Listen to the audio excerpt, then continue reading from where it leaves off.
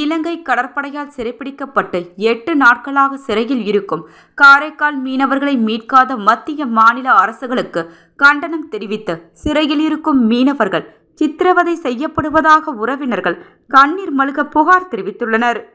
காரைக்கால் கிளிஞ்சல்மேடு கிராமத்தை சேர்ந்த ஆனந்தவேலு என்பவருக்கு சொந்தமான விசைப்படகில் கிளிஞ்சல்மேட்டை சேர்ந்த 13 மீனவர்கள் கடலுக்கு மீன்பிடிக்க சென்றனர். அவர்கள் எல்லை தாண்டி மீன்பிடித்ததாக இலங்கை கடற்கரையினர் கடந்த 27ஆம் தேதி மீனவர்கள் மீது துப்பாக்கி சூடு நடத்தி மீனவர்களை சிறைப்பிடித்தனர். துப்பாக்கி சூட்டில் 2 பேர் படுகாயமடைந்த நிலையில் சிறைப்பிடிக்கப்பட்ட மீனவர்கள் கடந்த 8 நாட்களாக இலங்கை சிறையில் அடைக்கப்பட்டு உள்ளனர். சிறையில் உள்ள மீனவர்களை உடனடியாக மீட்காத மத்திய மாநில அரசுகளை கண்டித்து புதுச்சேரி மீனவர் விடுதலை வேங்கை அமைப்பினர் கண்டன ஆர்ப்பாட்டத்தில் ஈடுபட்டனர்.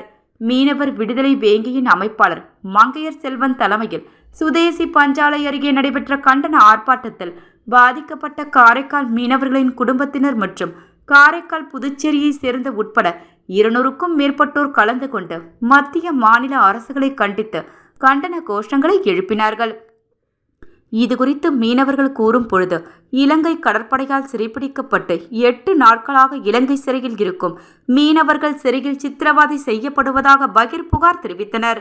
மேலும் அவர்களை உடனடியாக மீட்க வேண்டும், அப்படி இல்லை என்றால் பாதிக்கப்பட்ட 13 மீனவர்கள் குடும்பத்தினரும் கடலில் இறங்கி தற்கொலை செய்து கொள்ளப் போவதாகவும் மிரட்டல் விடுத்தனர்.